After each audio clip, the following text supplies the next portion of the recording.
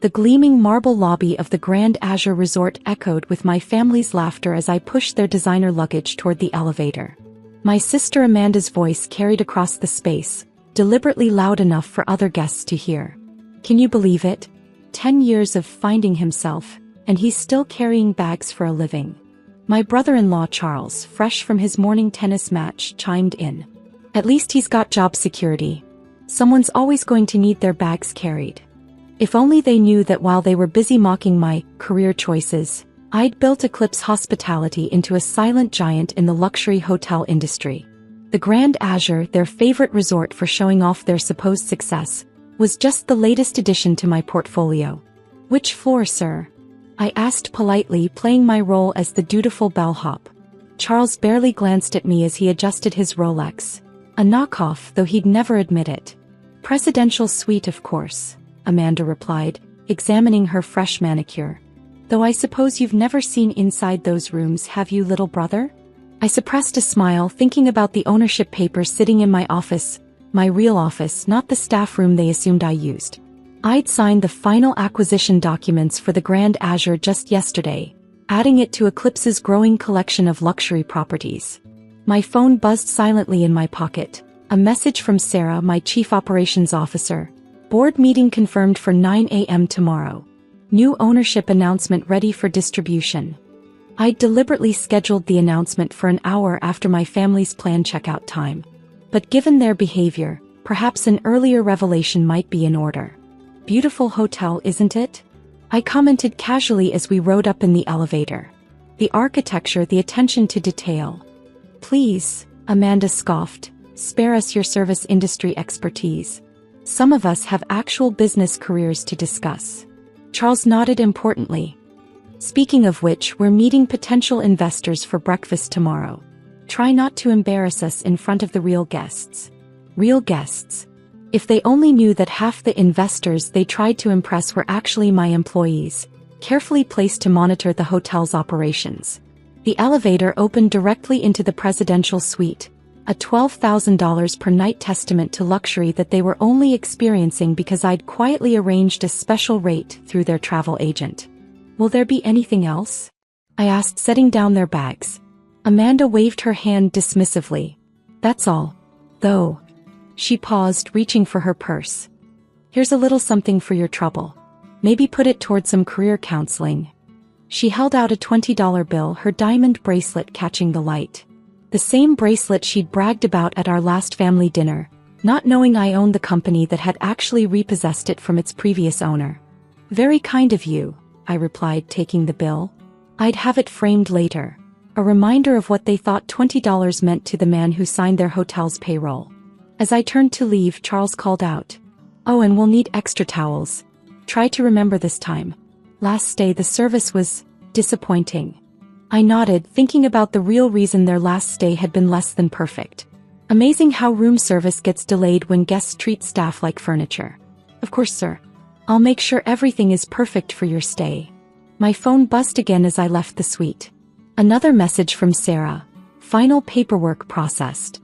You're officially the owner of record. Should we move up the announcement? I watched through the closing elevator doors as Amanda and Charles began their usual routine of photographing themselves in the luxury suite, carefully curating their social media image of success. No, I typed back. Let them enjoy their last night of pretending they belong here. Tomorrow they'll learn what real success looks like. Back in the lobby, I nodded to Thomas, the actual bellhop, who'd played along with my periodic appearances as a staff member. The entire hotel team knew who I really was, and why I sometimes chose to observe operations from ground level. How's the family, sir? He asked quietly as I passed. Still experts in hospitality management, I replied with a wink. Though tomorrow might change their perspective. I headed toward my private elevator, the one that led to the owner's penthouse office. Time to prepare for tomorrow's revelation. Sometimes success isn't about carrying bags. It's about owning the hotel.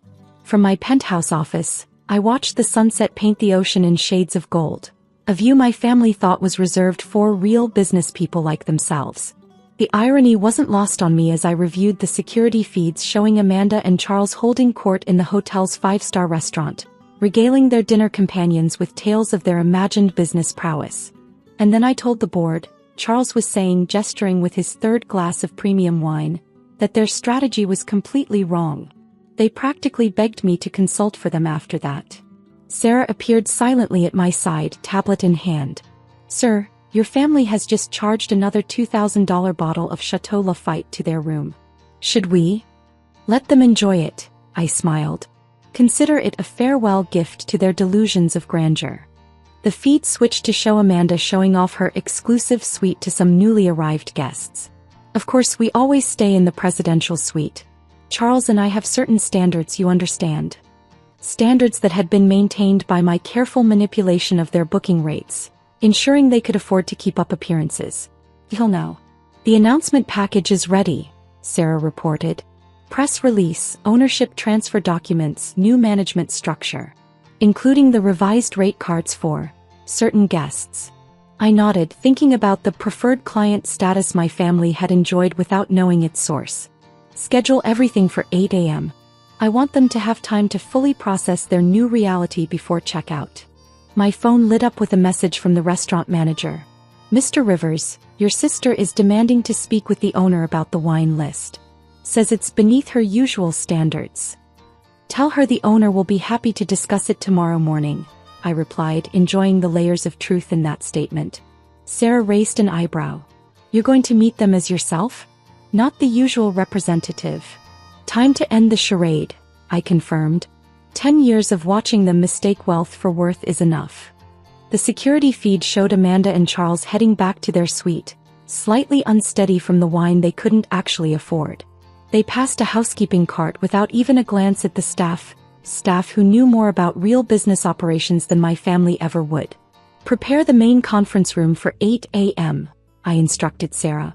Full documentation of their past stays, charges, and especially their treatment of our employees. Let's make this educational. Yes, sir, she smiled. Should I include the compilation of their social media posts about the hotel? The ones where they claim to know the owner personally. Perfect. It's time they met the owner they've been name-dropping. I turned back to the window, watching the lights of other Eclipse hospitality properties twinkling along the coastline. Properties I'd acquired while my family thought I was wasting time in the service industry. Another message buzzed through, this time from Amanda. Housekeeping was slow again. Make sure you do better with our towels tomorrow, little brother. Some of us have important meetings. I archived it without responding, instead pulling up the guest list for their supposed investor breakfast. As expected, none of the names were actual investors, just more social climbers trying to impress each other with borrowed luxury. Sarah, I called. Move my 8 a.m. reveal to the restaurant. Let's make it a proper breakfast meeting. She nodded, already typing. Their usual table? No, I smiled. The owner's private dining room. Let's show them where real business happens. The night unfolded with predictable patterns. Amanda posted countless photos of their luxury suite. Charles made loud phone calls in the lobby about imaginary business deals.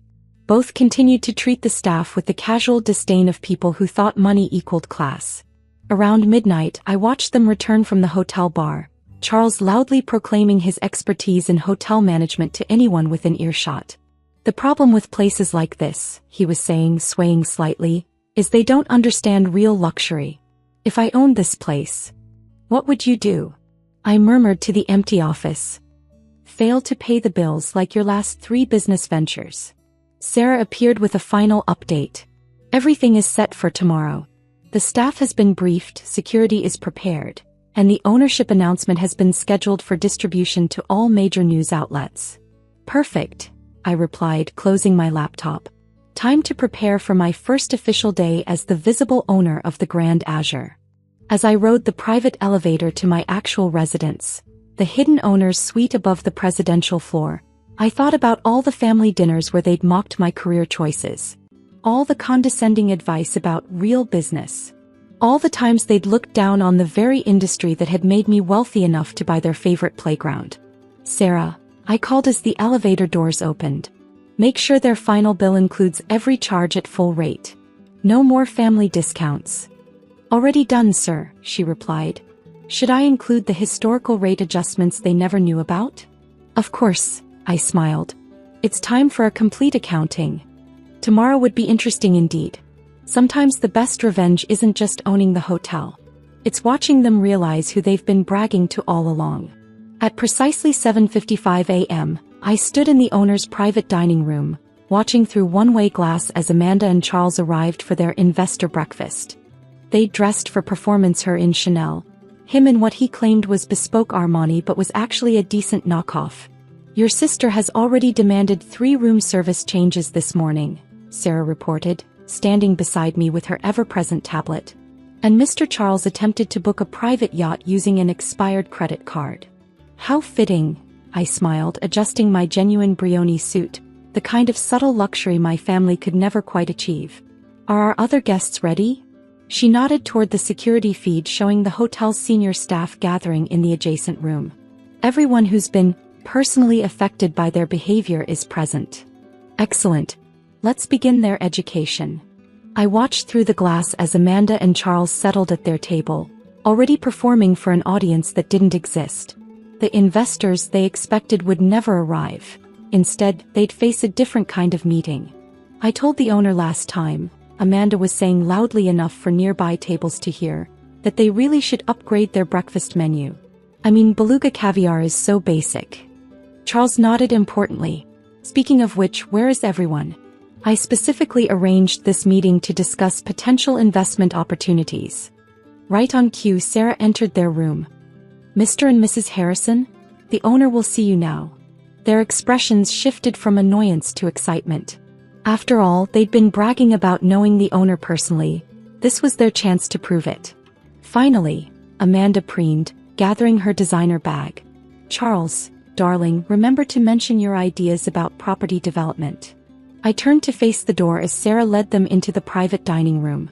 The moment they saw me, their faces went through a fascinating series of emotions. Confusion, disbelief, and slowly dawning horror. Good morning, I said pleasantly. I believe you wanted to discuss the wine list? Amanda's perfectly arranged smile cracked. Michael, what are you doing here? Hosting a breakfast meeting, I replied, gesturing to the table where the hotel's senior staff was now filing in. I believe you know everyone here, though usually from the other side of a demanding phone call. Charles attempted to recover first. Now see here, if this is some kind of joke.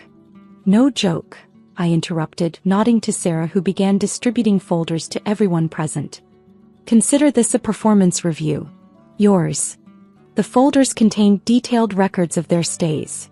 Every complaint, every demand, every instance of staff mistreatment meticulously documented. Along with their carefully hidden payment histories, all those discounts they'd never known came from my intervention. This is ridiculous, Amanda sputtered, her manicured hands trembling as she flipped through the pages. You can't, you're a bellhop. Actually, Sarah interjected smoothly, Mr. Rivers is the founder and CEO of Eclipse Hospitality, owner of this and 12 other luxury properties along the coast. The bellhop position was just one of his ways of monitoring hotel operations. Charles collapsed into a chair, his face ashen. 12 properties? But that would mean that your brother-in-law is worth considerably more than everyone you've been trying to impress? I finished for him. Amazing what one can achieve in the service industry, isn't it? The senior staff sat quietly, years of forced smiles replaced by expressions of satisfied vindication. Many had endured my family's behavior specifically because I'd asked them to, part of my long-term plan to document exactly who my sister and brother-in-law really were. Now, I continued, taking my seat at the head of the table, let's discuss your standing with the Grand Azure. Starting with your actual bill. Sarah distributed new documents, itemized statements showing their true charges without my hidden subsidies. Amanda's face went pale as she saw the numbers. This is impossible, she whispered. Our usual rate was heavily discounted by an owner you never knew existed, I completed. Those days are over. Along with your preferred guest status at all Eclipse properties. Charles fumbled for his phone, probably trying to check his accounts. But our membership. Revoked, I stated flatly. Along with all associated privileges. Though you're welcome to reapply at standard rates. Assuming you can afford them. The The staff began sharing their own documented experiences, the midnight demands, the baseless complaints, the constant threats to speak to the owner. With each story, Amanda and Charles seemed to shrink further into their chairs. And these social media posts, Sarah continued, pulling up a large screen showing their many boasts about the hotel. Particularly interesting is your claimed friendship with the owner. Care to elaborate on that relationship? Amanda's carefully applied makeup couldn't hide her reddening face. Michael, please, we're family. Family. I raised an eyebrow. Like when you tipped your bellhop brother $20 for career advice. Or when you mocked the staff who've helped build this company into what it is. I stood, buttoning my jacket with the casual ease of someone who didn't need to prove their success. Your checkout time has been moved to 10 a.m. A car will take you to the airport, where you'll find your first-class tickets have been downgraded to economy. You can't do this, Charles protested weakly. We have rights as guests. Had rights, I corrected him. Past tense. Along with your access to any Eclipse property worldwide. Though I hear there's a lovely budget hotel near the airport. The staff began to rise, each nodding respectfully to me, their actual boss, not the pretender who'd tried to claim friendship with an owner he'd never met. One last thing, I added as Amanda and Charles struggled to comprehend their new reality. Those investors you were meeting? They don't exist. Much like your supposed business expertise. Sarah appeared with one final document, a bill for the full cost of all their past stays, adjusted to remove my secret discounts. The total made Charles's knockoff Rolex hand shake visibly. Consider it a lesson in real hospitality management, I suggested. Something to think about while you're flying economy. As security arrived to escort them back to their room, no longer the presidential suite they'd bragged about, Amanda made one last attempt. Mom will never forgive you for this, she threatened weakly. I smiled, thinking of our mother's recent discovery that her favorite spa resort was also an Eclipse property. Actually, she's already expressed her support. Amazing how perspective changes when you learn who really owns the luxury you've been borrowing. The rest of the day brought predictable drama. Tearful calls from family members, threats of social embarrassment, promises of redemption. I archived them all, focusing instead on the thank you notes from staff who'd finally seen justice served.